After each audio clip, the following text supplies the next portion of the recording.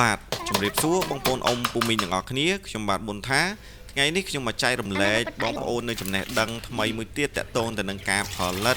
ថ្នាំពុលធម្មជាតិមួយយ៉ាងអាចជំនួយជួយទៅដល់ដំណាំបងប្អូនកុំឲ្យមានសត្វល្អិតជាច្រើនប្រភេទមកបំផ្លិចបំផ្លាញអញ្ចឹងបងប្អូនកុំតាន់អស់រំលងទៅណាបើបងប្អូនចង់ចេះយល់ច្បាស់ទៅលើការដាំដុះដំណាំហើយកុំឲ្យមានសត្វល្អិតមកបំផ្លាញយើងអាចផលិតថ្នាំពុលធម្មជាតិនេះដោយខ្លួនឯងបានបាទអញ្ចឹងវត្ថុធាតុដើមដែលយើងចាំបាច់គឺយើងមានគល់ស្លឹកគ្រៃបាទស្លឹកក្រូចសើចថ្នាំជក់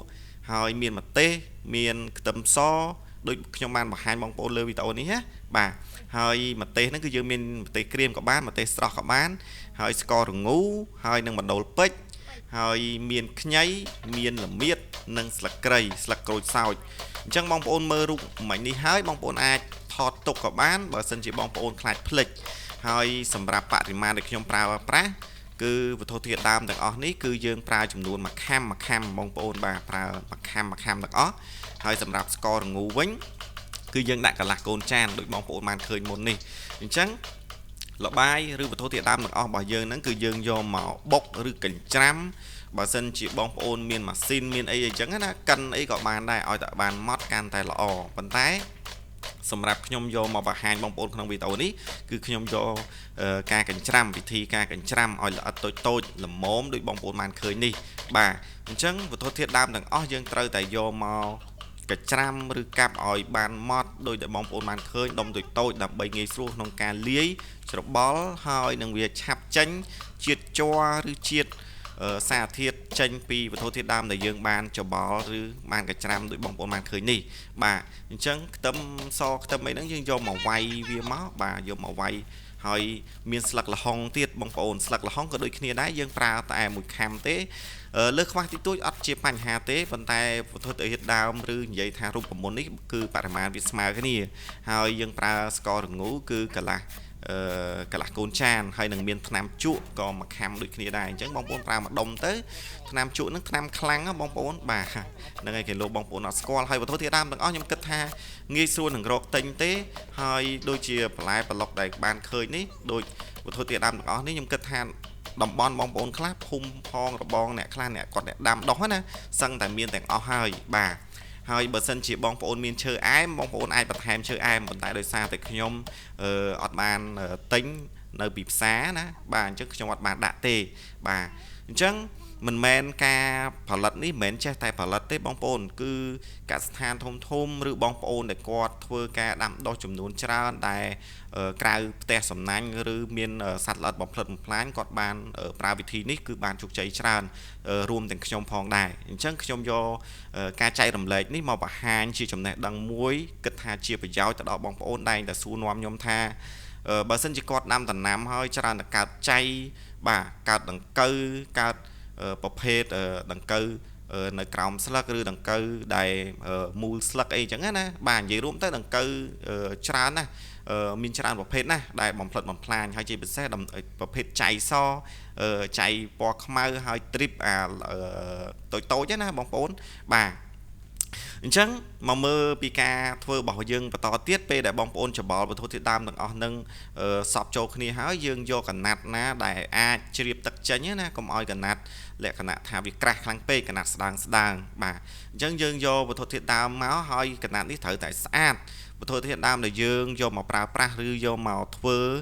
ថ្នាំពុលរបស់យើងហ្នឹងហាមមានជាតិខ្លាញ់ជាតិប្រេងជាតិអីក៏ដោយដែលប៉ះពាល់ឬប្រតិកម្មបាទនិយាយទៅគឺរបស់ដែលស្អាតហ្នឹងហើយបានល្អទៀតកណាត់នឹងយើងបោកឲ្យស្អាតហាលឲ្យស្ងួតចានដែកកធុនអីក៏ដោយពេលដែលយើងយកមកធ្វើណាបាទអញ្ចឹងបន្ទាប់ពីហ្នឹងយើងយកកណាត់ហ្នឹងរុំឲ្យចិត្តដើម្បីយើងធ្វើនេះងាយស្រួលពេលដែលយើងយកវាមករំងាស់ឬយកមកដាក់នៅក្នុងឆ្នាំងរបស់យើងគឺពេលដែលយើងលាយលបាយទឹកគឺយើងអត់ចេញកាកឬស្ទះបាទស្ទះរុនការស្រោចស្រពរបស់យើងអញ្ចឹងនេះកាកស្ករមុននឹងយើងយកទៅទឹកនេះយកទៅដាំឬទៅរំងាស់យើងដាក់កាកស្កររបស់យើងឬស្កររងូបងប្អូនខ្លះខ្ញុំហៅកាកស្ករគាត់ថាមិនមែនទេគឺស្កររងូបាទជាទូទៅភាសាដែលយើងហៅយើងអាចហៅកាកស្ករក៏បានយើងហៅស្កររងូក៏បានដែរវាអត់ជាបញ្ហាសម្រាប់ការហៅទេប៉ុន្តែជាប្រភេទកាកស្ករគេហៅថាកាកស្ករ ពីអំពៅបងប្អូនបាទស្ករត្នោតខ្ញុំអត់សូវណែនាំបងប្អូនប្រើទេបាទហើយយើងអាចរកទិញបានអញ្ចឹងយើងកូរឲ្យសព្វមកល្បាយទឹកហ្នឹងបាទព្រោះវាត្រូវការរលាយឲ្យរលាយសព្វចូលគ្នាហើយយើងអាចយកវត្ថុធាតុដើមដែលយើងបានខ្ចប់មិញហ្នឹងយកមកដាក់នៅក្នុងឆ្នាំងនេះហើយសម្រាប់បរិមាណទឹកគឺយើងអាចប្រើចន្លោះពី5លីត្រទៅ7លីត្របើសិនជាឆ្នាំងបងប្អូនរាងតូចយើងដាក់5លីត្រតែបើបងប្អូនយកឆ្នាំងដូចដែលខ្ញុំបោកបង្ហាញនេះខ្ញុំដាក់រាង7លីត្រដោយសារតែខ្ញុំចង់ឲ្យវារាងលឹបអាវត្ថុធាតុដើមរបស់យើងហ្នឹងកុំឲ្យវានៅលើខ្លាំងពេកឲ្យវាចេញជាតិបានល្អពេលដែលយើងរំងាស់ទៅក្នុងរយៈពេលដែលយើងរំងាស់ឲ្យភ្លើងអាចមកល្មមមិនខ្លាំងពេកបើយើងដុតង្គាស់គឺយើងបាក់ដាក់ទៅហើយបើដាក់ភ្លើងខ្លាំងយើងត្រូវតែតាមដានមើលខ្លាចវាខ្លោចឆ្នាំងខ្លាចអីហើយរយៈពេល2ទៅ3ម៉ោងបងប្អូនរំងាស់ទៅបាទរំងាស់វាហើយយើងអាចប្រើប្រាស់បានដូចនេះគឺដល់ពេលដែលយើងអាចយកមក3ម៉ោងហើយដែលខ្ញុំរំងាស់ហ្នឹងបាទអញ្ចឹងព្រឹកឡើងមានន័យថាពេលត្រជាក់យើងទុកឲ្យត្រជាក់ទៅយើងអាចយកមកច្រកដបទុកបានបាទអញ្ចឹងនេះគឺយើងអាចផលិតថ្នាំពុលធម្មជាតិរបស់យើងយកទៅប្រើប្រាស់បានហើយតែពេលដែលយើងច្រកដបត្រូវតែពេលត្រជាក់ទៅបងប្អូនច្រកទុកហើយរយៈពេលដែលយើងទុកអាចក្នុងចន្លោះពី6ខែទៅ8ខែបាន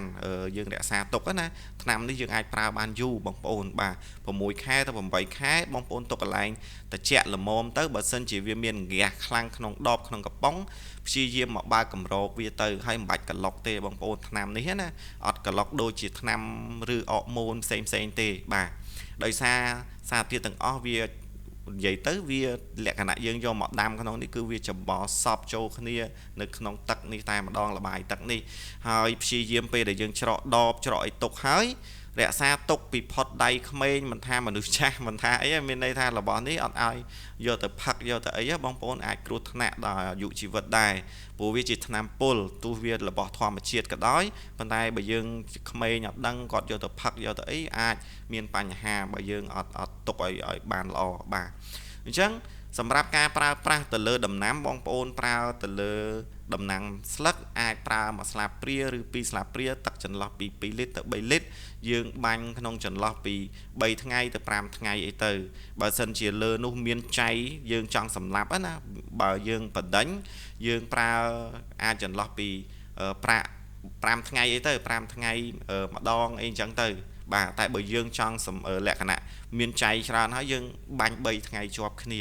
អត់មានបញ្ហាដល់ដំណាំហើយក៏ដល់សុខភាពយើងដែរប៉ុន្តែយើងអាចចៃនោះឬដំណាំឬដង្កូវនោះវាអាចងាប់លឿនហើយ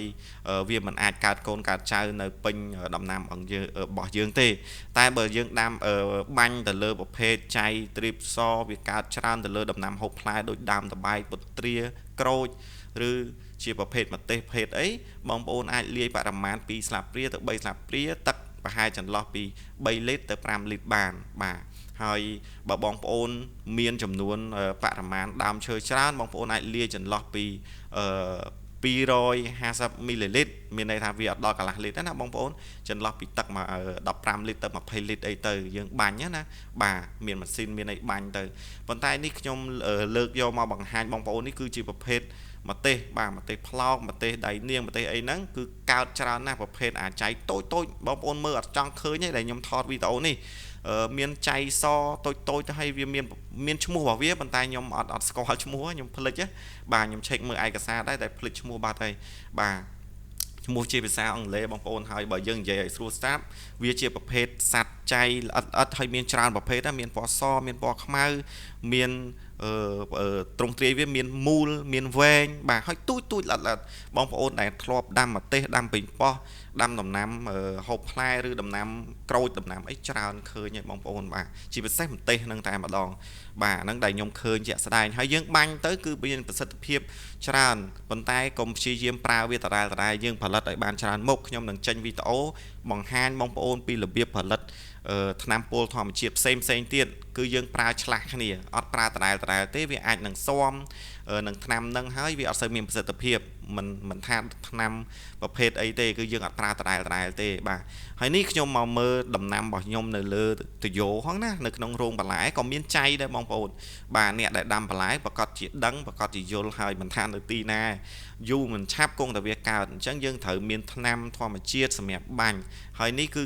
ខ្ញុំបេះស្លឹកស្ពៃកញ្ញាញ់ដើម្បីបង្ហាញបងប្អូននេះគឺជាប្រភេទចៃដែលយើងតែងតែជួបញឹកញាប់នៅខ្សឹងតែគ្រប់តំបន់តែម្ដងហើយខ្ញុំកំពុងតែយកថាសមួយដើម្បីដាក់បង្ហាញបងប្អូនថាចាំមើលយើងបាញ់ទៅវាងាប់អត់ហើយថ្នាំធម្មជាតិរបស់យើងមិនមែនបាញ់ទៅភ្លាមងាប់ភ្លាមដូចថ្នាំគីមីថ្នាំអីទេគឺវាត្រូវការរយៈពេលដោយសារតែតម្រាំតែចៃនឹងវាបានសារធាតុទឹកនឹងឬមួយវាប្រតិកម្មអីចឹងទៅបាទហើយនេះគឺជាប្រភេទដង្កូវមូលស្លឹកឬដង្កូវដែលវានៅដំណាំរបស់យើងហើយទូចទេបងប្អូនវាអត់តាន់ធំណាពេលណាដែលវាស៊ីស្លឹកត្រួយរបស់យើងអស់ហើយគឺវាធំហើយហ្នឹងហើយអញ្ចឹងនេះគ្រាន់តែខ្ញុំដើរចាប់តិចទៀតខ្ញុំបង្ហាញបងប្អូនទៅមើលដំណាំផ្សេងទៀតដែលមានប្រភេទសត្វល្អិតដែលបំផ្លិចបំផ្លាញយើងជួបជាប្រចាំបាទនេះគឺប្រភេទដើមសណ្តែកគួរបាទហើយក្នុងអាយុប៉ុណ្ណេះកំពុងពេញលូតលាស់ហើយក៏កំពុងពេញចៃឬសត្វល្អិតបំផ្លិចបំផ្លាញដែរដោយបងប្អូនបានឃើញនេះបាទរុំប៉ុណ្ណេះហើយគឺវាលូតលាស់លែងល្អអញ្ចឹងព្យាយាមទី1បងប្អូនត្រូវបាញ់ការពារចន្លោះពី3ថ្ងៃ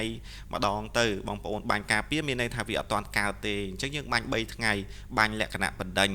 ហើយការលាយដូចខ្ញុំមិញហ្នឹងខ្ញុំប្រាប់ហ្នឹងបងប្អូនលាយមួយស្លាបព្រាឬ2ស្លាបព្រាទឹក2លីត្រ3លីត្រអីចឹងទៅបាទក្នុងចន្លោះហ្នឹងហើយបើបងប្អូនបាញ់ទៅយើងមើលថាអូវា